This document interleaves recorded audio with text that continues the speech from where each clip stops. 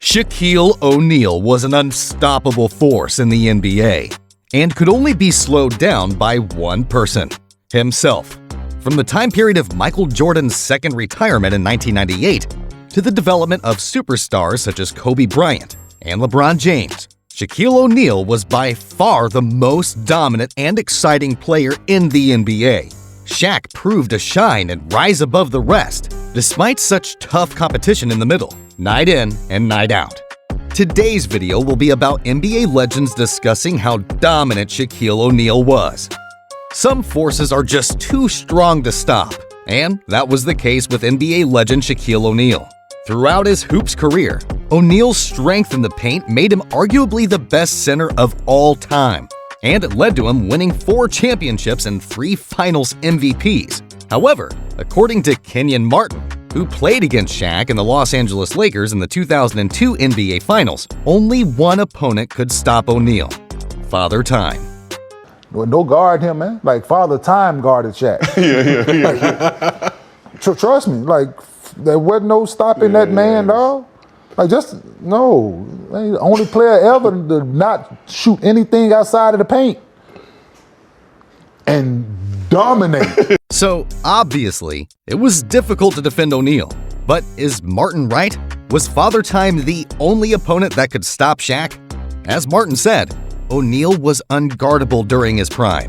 Between the 1993 and 94 and 2002-03 seasons, he averaged 28.1 points, 11.9 rebounds, and 2.5 blocks. He also led the NBA in field goal percentage 6 times during that 10-year span. Several players from the league have shared their stories from guarding Shaq in his prime. During a podcast, Channing Frye shared his story of guarding Shaquille O'Neal. I call 05 Shaq, and like you look at video and you're like, damn, he's so big. As a human being, he's not supposed to move like that. I was playing in New York, right? We're up. I know he probably went out the night before, so I'm like, I'm not gonna say right? I'm gonna just let this game go by. Third quarter comes and he's doing okay. They're down 6. He looks at me, he's like, okay, good game, Lil Fry. We gotta win this now. And just Lil Fry. And it basically me up for the whole quarter. Like, there's no fouling. There's no imagine trying to foul a tree moving like a cat and just dunk after hook shot after dunk. It's just impossible to move a human that big and that he's mean. Frye made his way into the league in 2005. Shaquille O'Neal was playing for the Miami Heat during that time. Although he was not at his very best back then, Shaq was still strong enough to get the better of opponents. He was not fazed by double teams, as he had the skill to power through them and get to the basket. To gather a finer comprehension of just how much of a distinguished player O'Neal was, legendary guard Allen Iverson has disclosed details of his eminence. Allen Iverson developed a reputation for being one of the most agile, mobile, and shifty guards to have played in the league. At 6 feet, AI governed an era of the NBA when big men used to reign supreme. So, at the very least, one would assume that the answer would have an adequate understanding of just how illustrious and governing O'Neal was during his peak. Speaking about Shaq, Iverson once stated, "Couldn't nobody do nothing with Shaq. It won't even close." You heard it. This is the dude, though. You know what I mean? This is that one that you really admire and respect as dominant on both ends of the court. I used to brag to my friends a lot and say, after we played the Lakers, I get to the crib and be like, yo, you seen how I laid Shaq, then you know what I mean? Like, you seen Shaq try to get that and I put that thing and how I bought the glass on him. You know what I mean? And that gave me added confidence to myself, to whereas I felt like if I could score over Shaq, I could score over anybody. Shaquille O'Neal shared certain camaraderie with some of the high-profile stars of the late 1990s and 2000s. Allen Iverson is among them. O'Neal has previously stated that there were a handful of players whom he would grant access to score on him, as he was fascinated and a fan of their style of play. Iverson belonged to that category. During his best days, the former center was a force of nature, terrifying rivals wherever he went, including Scottie Pippen. The Chicago Bulls legend admitted in 2019 that the only player he feared guarding was the Big Diesel. It wasn't fun. It was not fun playing against Shaq. You know, I didn't fear too many players during my career, but Shaq was one of those guys that I feared. And the fact that you had to come down and double team on him, he had the speed, the power, the spins. He was just a very difficult guy for us to defend as a team. Not for me as an individual, but I had to come down and double team. Yeah. And that was almost worse than guarding him because he was swinging with his arms. And, I mean, our whole game plan was if you're going to double team Shaq, you better get there before the ball get there. Because if you get there after, you're just going to be part of a poster. Pippen even labeled Shaq as the most dominant player of all time, separating him from Michael Jordan.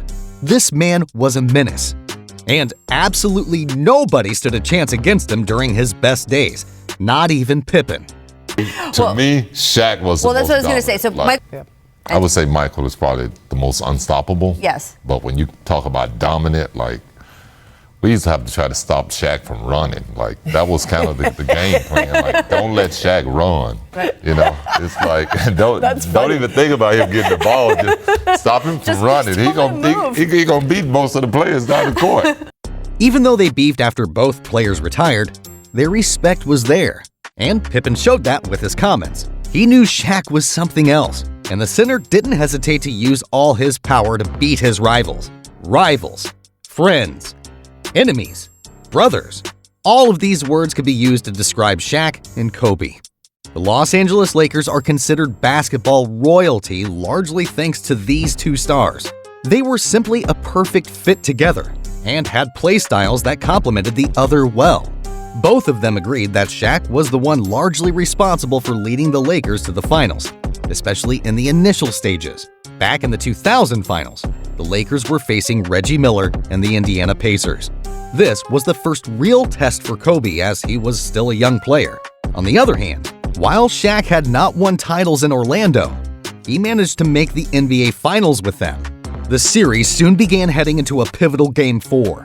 The Lakers were leading the final series 2-1. Game 4 was in Indiana, and a win there for the Pacers would mean the series evened out.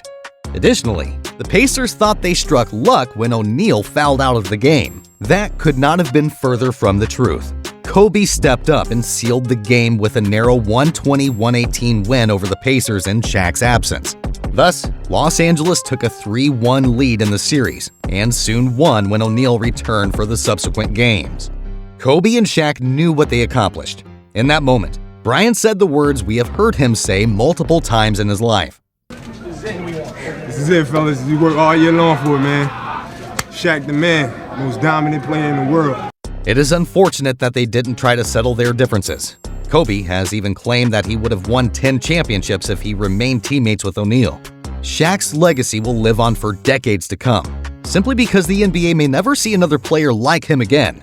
There has never been another player with as much athleticism and size, who was also able to dominate both sides of the ball and have the impact that he had. Shaquille O'Neal is a one-of-a-kind athlete whose impact on the court gave us as much entertainment and joy as his charisma off the court. Hope you enjoyed the video, guys. What do you think about Shaq Daddy? Where do you rank this Hall of Famer on your all-time list? I would love to know your opinion, so please let me know what you think in the comments. Make sure to like the video and subscribe to our channel for more amazing NBA videos. Thanks for watching.